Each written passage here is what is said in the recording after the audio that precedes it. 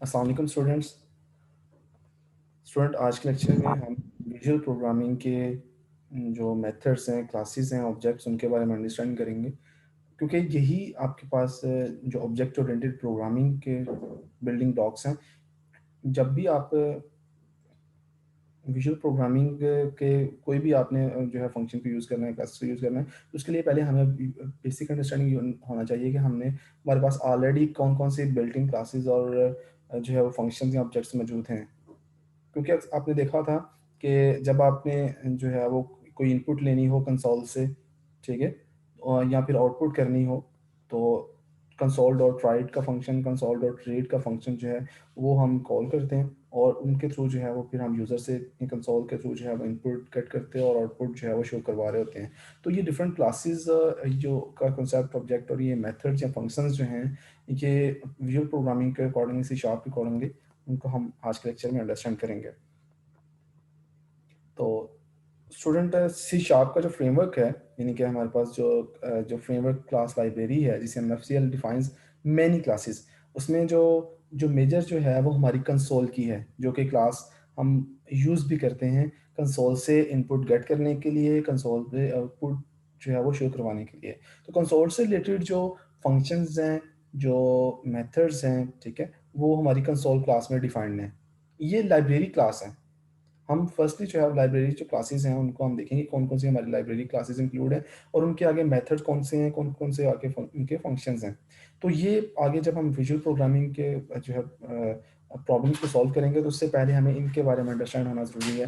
इनकी कौन-कौन सी क्लासेस हमारे पास मौजूद हैं। एक जो क्लास है वो हमारी मैसेज बॉक्स की क्लास है, ठीक है? तो मैसेज बॉक्स की जो क्लास है, इसमें इस तरह से है कि आपके पास जो है वो अब आपका जो टेक्स्ट है वो जस्ट कंसोल पे जस्ट ना कंसोल कहते हैं जो आपकी जो अब अगर आपने फर्स्ट प्रोग्राम रन किया हो, ठीक है? जो मैंने आपको करवाया था और जो सम का फंक्शन है वो सम का एक प्रोग्राम जो हमने किया, ठीक है? या फिर आपने सिंपल जो फर्स्ट एक टेक्स्ट जो है उसको अगर आपने आउटपुट करवाना है, तो कंसोल जो है वो एक्चुअली कमांड लाइन एक इंटरफ़ेस जो है वो होता है, जहाँ पर आपके पास वन बाय वन जो है वो कमांड्स आपको स्क्रीन पर in the form of command line interface show हो रही होती हैं।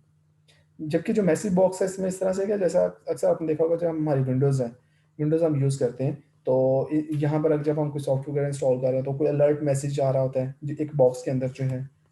तो मैसेज बॉक्स में अगर आपने आपने कोई वो शो करना हो, मैसेज बॉक्स में अगर आपने जो है वो शो करना हो, अपना डाटा को आउटपुट करना है, तो उसके लिए मैसेज बॉक्स की क्लास एक सी शार्प में मौजूद है। फिर int32 की क्लास एक मौजूद है, ठीक है? जिसमें हम जितने भी जो इंटीजर टाइप जो है,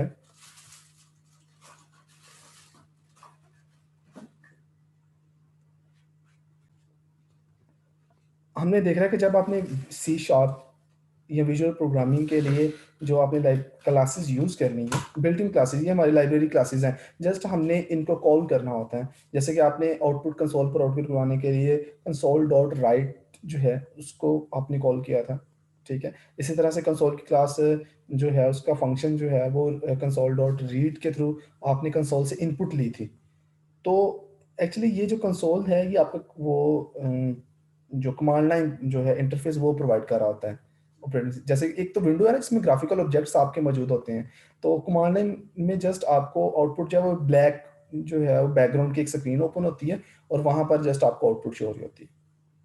अब एक तो ये क्लास कंसोल की है, जितनी भी जो कंसोल से रिलेटेड जो कमांड्स हैं, जो फंक्शंस हैं इनपुट लेने के लिए, आउटपुट लेने के लिए, वो कंसोल क्लास में उसको हम डिफाइन करते हैं। मैंने आपको बताया था विजुअल प्रोग्रामिंग हमारी ऑब्जेक्ट ओरिएंटेड क्लास है। इसमें हम जितनी भी जो प्रोग्रामिंग करेंगे वो थ्रू क्लासेस करेंगे। तो एक का फर्स्ट क्लास हमारी कंसोल की है, सेकंड जो है वो मैसेज बॉक्स की है, जिसमें हमारी जो आउटपुट है वो in the form of a message box.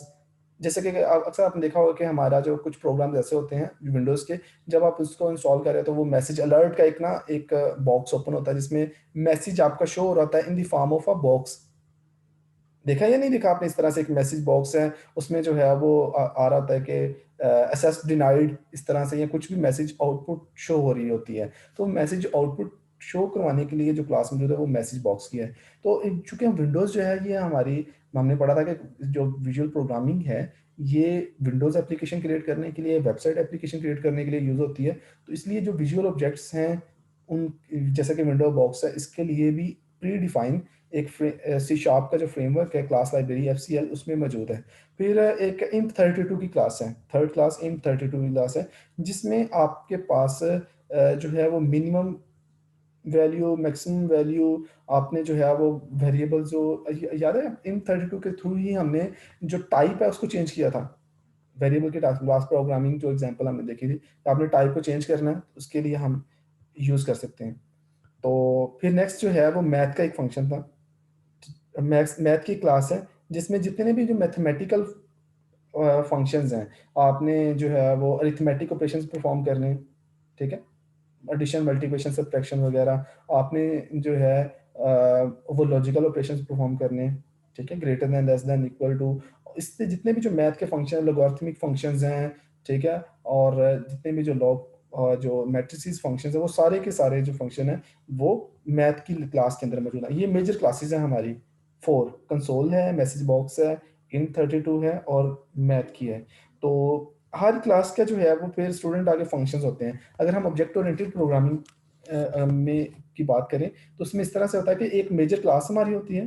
Her class के हमने जो है वो डाटा मेंबर्स उसके, जिस मीन्स के उसके वेरिएबल्स वगैरह, और जो आपके पास मेंबर फंक्शंस हैं वो डिफाइन करते हैं। तो इसी तरह सेम लाइक इस तरह से जो सी शार्प के अंदर भी जो बिल्ट इन हमारी क्लासेस हैं, हर क्लास के लिए फिर आगे फंक्शंस जो हैं वो डिफाइंड हैं, जो कि स्पेशल पर्पस के लिए हम यूज़ करते हैं।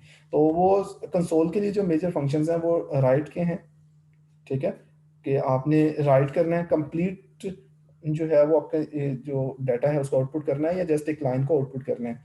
उसके लिए कंसोल डॉट राइट या कंसोल डॉट राइट लाइन का फंक्शन मौजूद है। इस तरह से फिर int32 डॉट पार्स का है, जो कि हमने यूज़ किया था कि अगर आपने इन डॉट 32 पार्स के ज़रिए हम कोई भी जो एक स्ट्रिंग टाइप आपने डाटा गेट किया है, उसको कन्वर्ट करने के लिए इंटीजर टाइप में, उसके लिए ये फंक्शन पार्स जो है ये हम यूज़ कर रहे होते हैं, ठीक है? इस तरह से जो ये मेथड्स हैं, और वैल्यूज़ जो हैं, जो मेंबर्स आपके पास डाटा है, वो इस तरह से है कि int32 के लिए int32 डॉट मीन वैल्यू, ये मिनिमम वैल्यू फाइंड करने के लिए आपके डाटा में से, जब आप अरे के ऊपर अरे को हम पढ़ेंगे नेक्स्ट क्लास में, तो उस अरे में से आपने मैक्सिमम वैल्यू फाइंड करनी है, मिनिमम वैल्यू फाइंड करनी है, कंपेयर करना है, तब जो है ये फंक्शंस आगे ये यूज़ हो रहे होते हैं। int32 मैक्स वैल्यू, ठीक है? मैथ डॉट पाई से आप जो पाई की वैल्यू है, पाई एक्चुअली वेरिएबल है, ठीक है? जो कि जिसकी वैल्यू 3.14 समथिंग जो है, तो कांस्टेंट है। इस तरह से मैथ डॉट ई एक्सपोनेंशियल जो है, अगर आपने फाइंड करना है, तो ये आप देख रहे हैं कि हम क्लासेस को यूज़ करते हैं, हमारी क्लासेस वही हैं। क्लासेस कंसोल की है, इंट की है, मैथ की है। उन क्लासेस के साथ हम कोई फंक्शन भी आगे फर्दर यूज़ कर सकते हैं।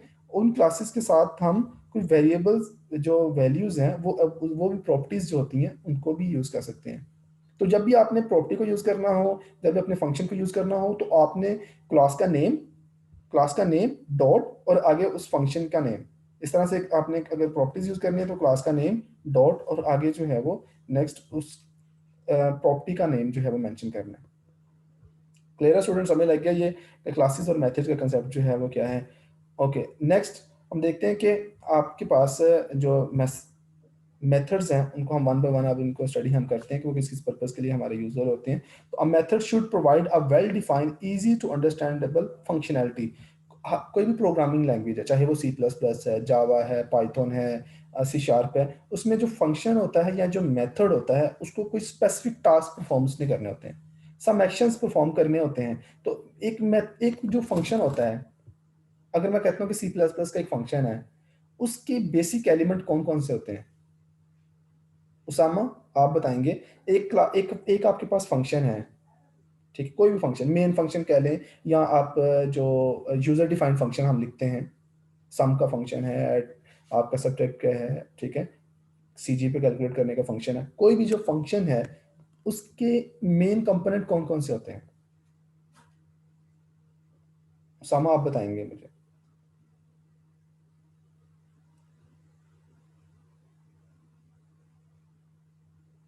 उसामा, क्लास में प्रेजेंट है आप? सर। मैं आपसे पूछ रहा हूँ उसामा, कि आपने एक फंक्शन जी सर। फंक्शन है, सी प्लस प्लस का फंक्शन है, किसी भी लैंग्वेज का जी एक जी। फंक्शन है, उस फंक्शन में के मेजर पार्ट्स कौन से होते हैं? क्या क्या चीज़ें रिक्वायर्ड होती हैं एक फंक्शन के लिए? सबसे पहले तो हमारे पास होता है मेंबर फंक्शन होते हैं। हम्म, मैं एक्चुअली कह रहा हूँ कि आप मैं कहता हूँ कि आपने एक सी प्लस प्लस में ना आपने एक सम का फंक्शन जो है वो लिखना है, डिफाइन करना है। तो उसके लिए क्या क्या चीज़ें रिक्वायर्ड होती हैं एक फंक्शन में? एक फंक्शन आपने लिखना होता है किसी भी हाई लेवल लैंग्वेज के लिए, तो उसमें क्या क्या चीज़ें इंक्लूड होती हैं? जी जी। फंक्शन में पैरामीटर्स होते हैं, जैसा एक फंक्शन में फंक्शन में पैरामीटर पैरामीटर्स। हम इंक्लूड कर सकते हैं। जी, फंक्शन के अंदर कुछ ना कुछ हमारे जैसे पैरामीटर्स हमारे इंक्लूड होते हैं। पैरामीटर्स मीन कि हम उसको सिर्फ इनपुट क्या सिर्फ देंगे, किस फॉर्म में पैरामीटर देंगे। वही parameter as a member function ही यूज नहीं होंगे, कह पैरा सकते हैं वैसे उसको पैरामीटर्स हम एक पैरामीटर। फंक्शन भी पास कर सकते हैं, लेकिन मैं एक बेसिक जी जी। स्ट्रक्चर पूछ रहा हूँ कि एक फंक्शन का बेसिक स्ट्रक्चर क्या होता ठीक है है। कि आप उसके कुछ इनपुट देने के लिए पैरामीटर्स होते हैं, ठीक है? जी जी वो सर। फंक्शन कोई एक्शन परफॉर्म करता है, कुछ सेट ऑफ स्टेटमेंट्स होती हैं। इसके अलावा मेजर जो है ना, वो टू सम टाइम उसका रिटर्न टाइप होती है। अगर आपका सम है ना, तो लाज़मी तौर पर वो कुछ सम रिटर्न कर रहा होगा। ऐसे ही सीजीपीए कैलकुलेशन का एक फंक्शन बनाया है, तो वो सीजीपीए कैलकुलेट करने के बाद हमें सीजीपीए रिटर्न कर रहा होगा। तो फंक्शन में क्या-क्या चीज़ें होती हैं? फंक्शन का नेम, उसकी रिटर्न टाइप, उसके पैरामीटर्स और उसके स्टेटमेंट्स। इनसे मिलकर हमारा एक कंप्लीट फंक्शन बनता है। लेकिन हम जो सी शार्प में फंक्शन जो है वो खुद से हम ये सारा कुछ नहीं कर रहे होंगे। हम जो है वो जस्ट फंक्शन को कॉल करेंगे, ठीक है? बाय यूजिंग क्लास के ऑब्जेक्ट के थ्रू हम उस फंक्शन को कॉल करेंगे, लेकिन उसकी कंप्लीट जो डेफिनेशंस वगैरह वो ऑलरेडी हमारे पास सी शार्प में डिफाइंड है। खुद से भी हम यूजर डिफाइंड भी फंक्शन बना सकते हैं, लेकिन जो मेजर जो फंक्शन है हमारे कंसोल के फंक्शन वो ऑलरेडी बिल्ट इन है। इसलिए मैंने आपको बताया कि हमारे पास जो है वो ऑलरेडी फंक्शंस जो हैं वो बिल्ट इन है। आपने जस्ट उनको कॉल करना है। और कॉल कैसे किया जाता है? इसका मुझे बताएगी, मुनीसा बताएगी कि हमने एक क्लास है, उसके किसी मेंबर फंक्शन को कॉल करना है। सर हम फंक्शन को कॉल करते हैं। किसके थ्रू कॉल करते हैं? क्लास के ऑब्जेक्ट सर के थ्रू। ऑब्जेक्ट है। क्लास के ऑब्जेक्ट के थ्रू। तो हम ऑब्जेक्ट कैसे, क्लास के नेम से हम ऑब्जेक्ट ऑब्जेक्ट बनाते हैं, जैसे कि यहाँ पर देखें। जो ये एक्चुअली जो इसकी वर्किंग को सर अंडरस्टैंड आवाज कर। क्लियर नहीं आ रही। ओके, ये स्टूडेंट आवाज़ क्लियर है आप सबको? मैं थोड़ा लोड यस सर थोड़ा सा मुझे इंक्रीज क्लियर। करता हूँ। चलें, तो मान लो इस तरह से है कि आपने जब एक फंक्शन जो है वो सी शार्प में या विजुअल प्रोग्रामिंग में देखना है। हम फंक्शन की बात करें, ये कंसोल का एक फंक्शन है, कंसोल की क्लास है। आपने इसमें जो इसका कंसोल की क्लास के फंक्शन हमने देखे कि राइट लाइन का फंक्शन है, राइट का फंक्शन है, रीड का फंक्शन है। तो राइट लाइन का जो फंक्शन हमने ये लिखा है, और आगे नेक्स्ट फिर हम क्या जो है वो राइट करवाना चाह रहे हैं। हम ये राइट करें whenever you are no one. No sir. जी जी। तो आपने जब एक फंक्शन जो है कॉल करना है, तो स्टूडेंट उसको हम किस तरह से कॉल करते हैं? हमने क्लास का नेम लिखना है, डॉट, आगे उस फंक्शन का नेम लिखना है, और फिर उस फंक्शन के पैरामीटर्स मीन के आप क्या आउटपुट जो है वो कंसोल पे शो करवाना चाहते हैं, तो वो आपने लिखनी है और उसको सेमीकोलन से क्लोज कर देना है। ये एक जो है वो बेसिक स्ट्रक्चर है आपके मेथड्स को कॉल करने का। तो कॉल जब हम करेंगे, तो वो क्लास के नेम एज ए ऑब्जेक्ट के तौर पर लेंगे, डॉट, और फिर आगे उस फंक्शन का नेम, और नेक्स्ट फिर उसके पैरामीटर्स पास करेंगे। क्लियर है? आगे नेक्स्ट फिर हम देखते हैं यहाँ पर कि हमारे पास जो फंक्शन है सी शार्प के अंदर जो है वो कौन कौन से फंक्शन जो हैं मौजूद हैं। तो मैथ क्लास जो है उसके मेजर जो मेथड्स हैं, जो फंक्शंस हैं, वो हम देख लेते हैं, क्योंकि इन्हीं फंक्शंस को फिर आप आगे फर्दर सी शार्प में यूज़ कर रहे होंगे। तो अगर आपने कोई एब्सोल्यूट वैल्यू फाइंड करनी है, एब्सोल्यूट वैल्यू फाइंड करनी है, तो वो हम किस तरह से फाइंड करेंगे? एब्सोल्यूट वैल्यू को फाइंड करने का मतलब से क्या मुराद है? अब देखिएगा, मैं इसको हर एक फंक्शन के कुछ एग्जांपल जो हैं वो साथ में शो किए, जिससे आपको उसकी बेहतर तौर पर अंडरस्टैंडिंग हो जाएगी। तो एब्सोल्यूट की वैल्यू फाइंड करने के लिए एबीएस, और आगे हम कोई ना कोई एक सिंगल वैल्यू पास करेंगे। सिंगल वैल्यू क्या है इसकी? पैरामीटर वैल्यू, जिस पे इसने कंप्यूटेशन इस फंक्शन ने परफॉर्म करनी है।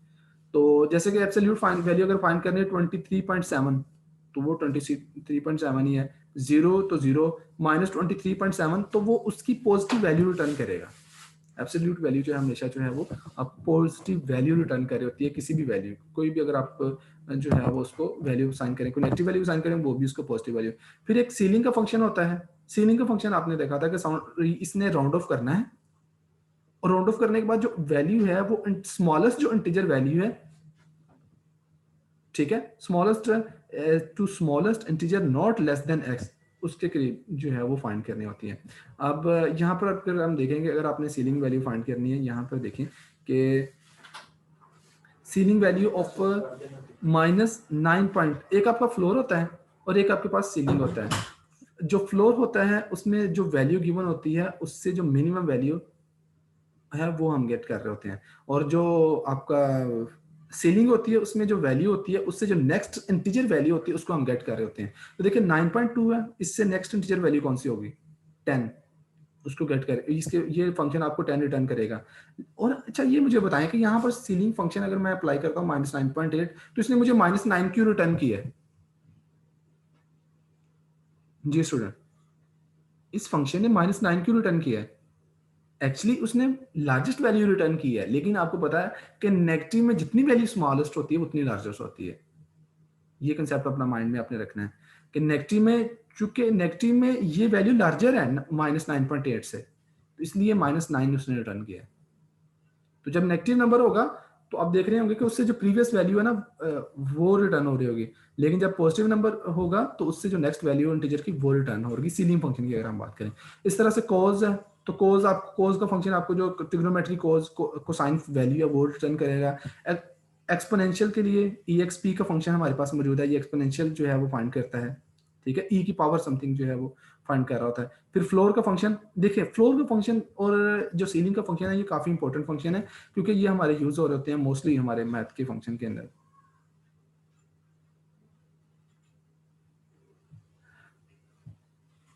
ओके, तो अब मुझे जो है वो समझ बताएगी कि ये जो फ्लोर का फंक्शन है, जब अगर आप, तो ये सारे आप देख रहे हैं कि फ्लोर का फंक्शन, एक्सपोनेंशियल फंक्शन, कोस, सीलिंग, एब्सोल्यूट, ये सारे सिंगल पैरामीटर वाले फंक्शन है, यानी एक ही इनको हम वैल्यू देंगे जिसको ये प्रोसेसिंग करके हमें आउटपुट जनरेट करके देंगे।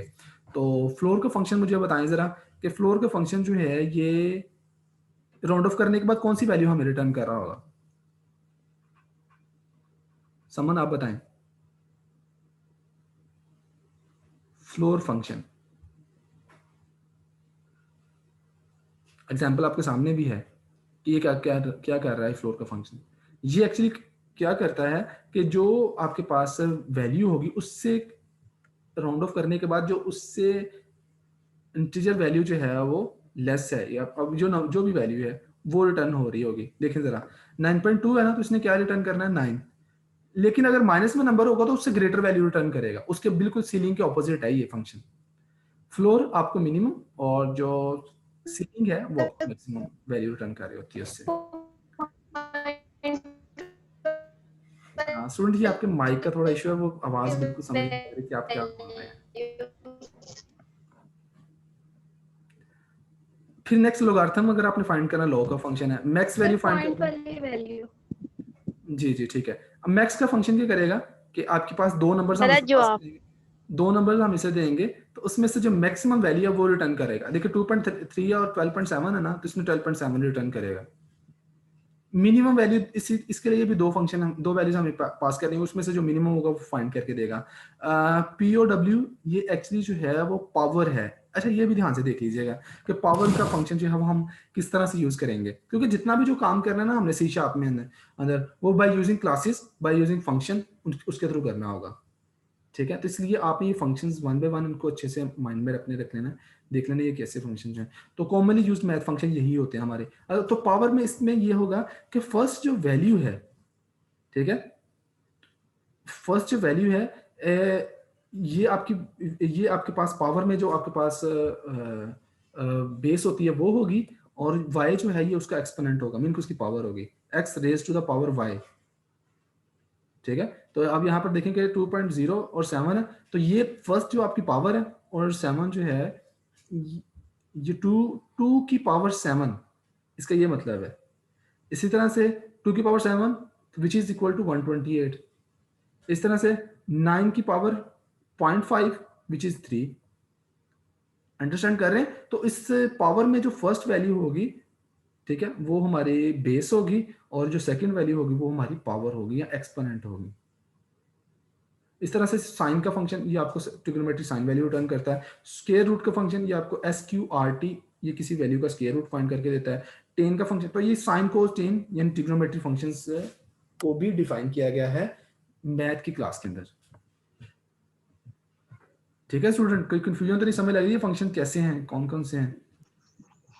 सर मुझे बताएं जरा कि फ्लोर में हम दो वैल्यूज नहीं दे सकते, एक ही देनी है। फ्लोर में अब फ्लोर किसका फाइंड करना है? किसी एक वैल्यू को, सिंगल वैल्यू का फाइंड करते हैं हम, ठीक है ना। साइन भी जो है किसी सिंगल वैल्यू का फाइंड करना है, लेकिन जो मैक्सिमम है ना वो आपने उसके लिए दो वैल्यूज हैं कि मैक्सिमम दो वैल्यूज आप देंगे, उसमें से देखेंगे कौन सी वैल्यू बढ़ी है। समझ लग रही है ना? मैक्सिमम सिंगल वैल्यू नहीं, क्या मैक्सिमम सिंगल, तो वो सिंगल वैल्यू को क्या मैक्सिमम फाइंड करे, वो दो वैल्यूज हम देंगे उसमें से वो मैक्सिमम वैल्यू रिटर्न कर रहा होगा। समझ लग रही बच्चे? तो इसमें फ्लोर और सीलिंग का, एक्सपोनेंट का और जो पावर का है, ठीक है, स्क्वायर रूट का है, ये फंक्शन किस तरह से वर्क कर रहे होते हैं ये अंडरस्टैंडिंग आपने कर ली। आगे नेक्स्ट जो है फिर एब्स्ट्रैक्शन जो है वो मेथड जो है हम किस तरह से प्रोवाइड कर रहे होते हैं। डेटा की एब्स्ट्रैक्शन से क्या मुराद है उसको हम अंडरस्टैंड कर लेते हैं। एन एब्स्ट्रैक्शन हाइड और ignore the right detail at the right time. A method is abstract in that we do not really how to think its internal detail in order to use it. अब ये function आपने function का दूसरा नाम होता है method. कि जो आपने पढ़ा है ये फंक्शंस या जो मेथड हैं, इसके लिए आपको इसकी डिटेल में देखने की जरूरत नहीं है कि ये पावर जो है ये किस तरह से कंप्यूट हो रही है। पावर कंप्यूट करने का वही बेसिक जो उसकी अगर जो कोड देखेंगे तो वो C++ का जो कोड था, सिंटैक्स था, वही यूज हो रहा है बैकएंड पे। लेकिन अब ये जो C# है, जो डॉटनेट है, इसने फैसिलिटेट किया है ताकि हम बजाय ये कि कोड पे अपना टाइम वेस्ट करें, हम लॉजिक जो है उसको अंडरस्टैंड करें। हमें पता हो कि ये फंक्शन किस पर्पस के लिए यूज होता है, ये फंक्शन किस पर्पस के लिए यूज होता है, क्योंकि ऑलरेडी आपने इनकी जो बेसिक्स है ना, जो कोर कोड है वो आपने पढ़ लिया हुआ है। वो अभी C++ में इसका सिंटैक्स अंडरस्टैंड कर लिया हुआ है। स्क्वायर रूट कैसे फाइंड होता है वो भी आपको पता है। आपको पता है कि पावर कैसे कंप्यूट की जाती है। तो आपने जस्ट इन फंक्शंस को क्लासेस के ऑब्जेक्ट के थ्रू कॉल करना है। तो इससे आपकी जो है स्टूडेंट प्रोग्रामिंग जो है वो काफ़ी इजी हो जाती है, अंडरस्टैंड हो जाती है। तो ये एब्स्ट्रैक्शन का मतलब भी यही है कि आपने हाइड करना है। तो एक्चुअली इनका जो जितनी भी जो इनकी जो डेफिनेशंस हैं, इनकी जो बैकएंड पे जो कोड है, जो प्रोग्रामिंग कोड है वो हाइड है। जस्ट हम इनको जैसे कि राइट लाइन का एक कंसोल पे लाइन को राइट कैसे करना है, इसका कंप्लीट कोड जो है बैकएंड पे मौजूद है, लेकिन हम जस्ट उसको कॉल कर रहे हैं उस फंक्शन को। हमें पता है कि इस फंक्शन कॉल करते हुए हम कंसोल पे राइट करवाते हैं। तो वाई एब्स्ट्रैक्शन, एब्स्ट्रैक्शन जो है वो हम क्यों करते हैं? Actually divide and conquer reuse easier to understand. यानी कि हमारे पास डाटा जो है, अगर आप एब्स्ट्रैक्शन आपने की होगी तो आप अपने प्रोग्राम को स्मॉल स्मॉल पार्ट्स में डिवाइड कर लें, जैसे कंसोल डॉट राइट के जरिए, कंसोल डॉट रीड के जरिए। तो आपने चूंकि हमने एक फंक्शन लिखने का मकसद भी यही होता है कि हम अपने कंप्लीट एक बड़ा सारा प्रोग्राम लिखने के लिए हम ना जस्ट उसका अगर वही कोड वही चीज़ बार बार रिपीट करनी है, ठीक है, तो बजाय आपके भाई उसको आप दोबारा कोई 100 दफ़ा लिखें, आप उसी को एक फंक्शन में डाल दें, उसको इनपुट जो है वो चेंज करते जाए, उस लिहाज से वो आउटपुट जो है वो उसकी चेंज होती जाएगी। सेम वर्किंग परफॉर्म करनी तो बजाय कि कोड को हम उतने टाइम्स लिखें इनपुट को चेंज करते हुए, हम अपने जो फंक्शन एक उसी कोड को हम एक फंक्शन में करते हैं और उसके थ्रू जो है वो रिपीटेटिव कोड जो है वो हम गेन कर लेते हैं। समझ लग रही है स्टूडेंट? तो ये एक टेक्निक होती है डिवाइड एंड कंक्वायर और रीयूज। ऑब्वियसली हम बार बार इसको जो हमारे फंक्शंस हैं, जो मेथड हमने पढ़े हैं, जिनको हमने बना लिया, इनको डिफाइन कर लिया, इनको हम दोबारा लिखने की बजाय उसी को एक को ही हम दोबारा से रीयूज कर सकते हैं। ईजियर टू अंडरस्टैंड है। तो ओके स्टूडेंट, अब ना अगर आपने कोई मेथड डिक्लेयर करना है, ठीक है, तो वो हम अंडरस्टैंड करते हैं कि हमने अगर एक मेथड जो है वो डिक्लेयर करना है तो उसकी जैसे आपने क्लास की डिक्लेरेशन का सिंटैक्स देखा था, इसी तरह से अब हमें जब एक मेथड डिक्लेयर करना है तो उसमें क्या क्या चीज़ें होंगी। सबसे पहले उसकी जो हमारी C# के अंदर हम जो मेथड डिक्लेयर करेंगे, अगर लेट्स सपोज कि कुछ तो बिल्ट इन मेथड है ना, उनको तो हम जो हमारी क्लासेस हैं, कंसोल की क्लास है, मैथ की है, 32 क्लास है, उसके थ्रू ही कॉल कर रहे होते हैं। लेकिन लेट्स सपोज कि अगर आपने एक अपनी क्लास बनाई है और आप एक अपना फंक्शन मेथड बनाते हैं, उसका सिंटैक्स क्या है सी शार्प के अंदर जो है, उसको हम देखते हैं। लेट्स सपोज आपने क्लास बनाई, क्लास क्लास और क्लास का नेम माय क्लास, यहाँ पर आपने कर्ली ब्रैकेट में आगे नेक्स्ट आपने फंक्शन डिफाइन करना है। अब फंक्शन कैसे डिफाइन करना है, हम चाहते हैं कि ये फंक्शन जो है इस क्लास के लिए हो स्टैटिक, इसकी प्रॉपर्टी रिटर्न टाइप बताएंगे कि ये कुछ रिटर्न कर रहा है, क्योंकि ये इंटीजर वैल्यू के ऊपर प्रोसेसिंग कर रहा है, इसको जो पैरामीटर लिस्ट हम दे रहे हैं वो इंटीजर टाइप है, इसलिए जब ये इसको एक्शन परफॉर्म करेगा और रिजल्ट कंप्यूट करेगा वो भी हमारे इंटीजर टाइप के होंगे। उस क्योंकि ये फंक्शन हमारा है स्केयर सम का, ठीक है, ये मेथड नेम है, 2 नंबर्स हम दे रहे हैं, तो हम जो है उन नंबर्स का स्केयर फाइंड करके उसको सम कर रहे हैं और फिर वही रिटर्न कर रहे हैं अपनी क्लास को। The parameter list specify the type and name of each parameter. तो आप देख रहे हैं कि पैरालिस्ट में हम ये बहुत बेसिक चीजें हैं, लेकिन इन्हीं की वजह से हमारे एरर्स जनरेट हो रहे होते हैं। तो आपने स्टूडेंट जब आपने सी शार्प का जो है कोड लिखना होगा तो इसके लिए आपको ये जो कॉन्सेप्ट्स हैं ये लाजमी है रखने। जो पैरामीटर्स हम डिफाइन करेंगे तो पैरामीटर कैसे डिफाइन करनी, पहले पैरामीटर की टाइप, देन जो अपना कोई पैरामीटर इनपुट है वो आपने देनी है कॉमा, अगर 2 या मोर देन 2 है तो कॉमा के जरिए सेपरेट कर देंगे उन पैरामीटर्स को।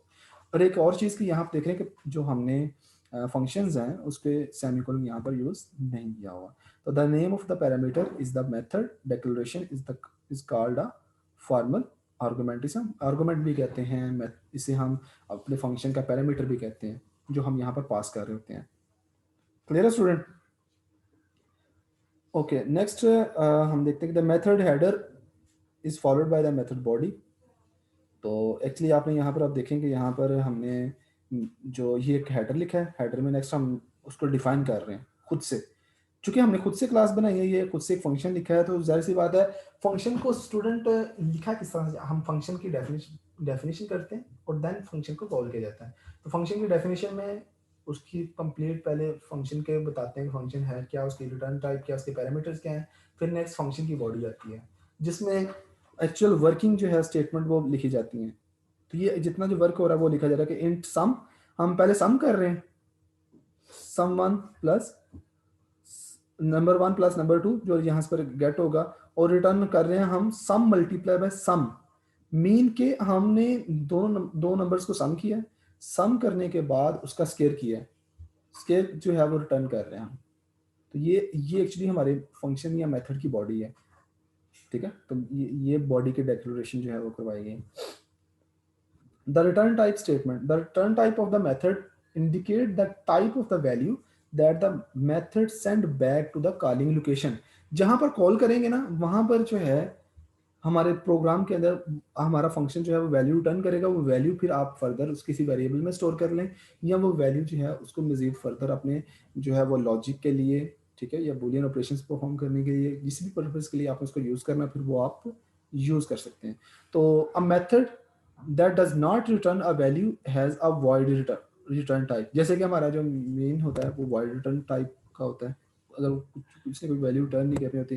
लेकिन जो हम फंक्शंस जो मेथड्स हैं वो हम यूज़ कर खुद से जो है वो बिल्ड करते हैं, जो कोई वैल्यू रिटर्न कर रहे हैं उसके लिए हमें वाइड रिटर्न टाइप जो है वो लाजमी मेंशन करनी है, अदरवाइज वाइड होती है।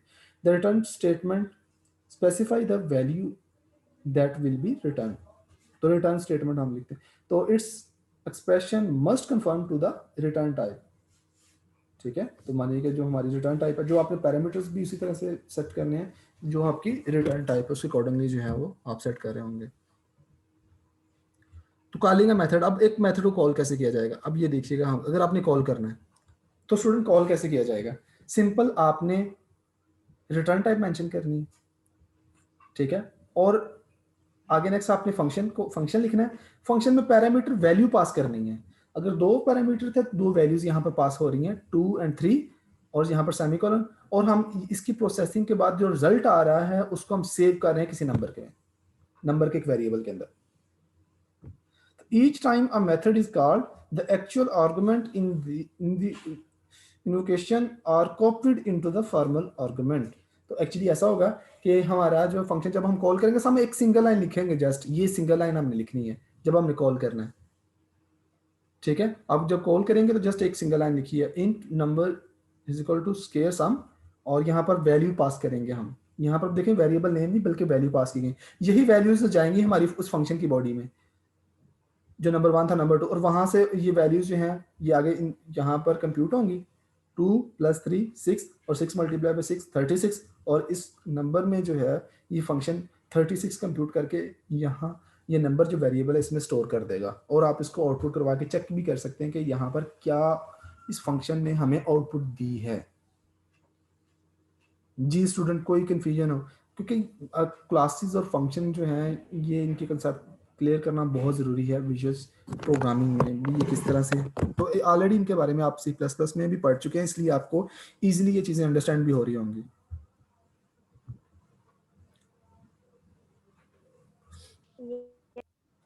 यस सर, समझ आ गया सारा कुछ, अभी कॉल हो गया। जी ठीक हो गया।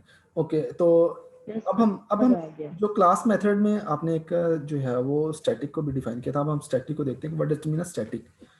तो previously we use class mainly to define the related method together. For example, all related methods are defined in the math class. The methods we have seen are defined as static or class method. To make a method static, a programmer applies the static modifier to the method definition. The result of each invocation of the class static method is completely determined by the actual parameter. तो student हमने जब हम static रख देते हैं ना एक class, तो आपने जस्ट जो एक्चुअल पैरामीटर्स होते हैं उनके अकॉर्डिंगली ही आप फिर, ऐसा नहीं होता कि आप उस फंक्शन की जो आपने देखा होगा कि एक आपने कंसेप्ट पढ़ा होगा पॉलीमॉर्फिज्म का कंसेप्ट, जिसमें एक ही फंक्शन के पैरामीटर्स चेंज करके क्लासेस वही होती हैं, फंक्शन वही, नेम वही होते हैं, पैरामीटर चेंज करके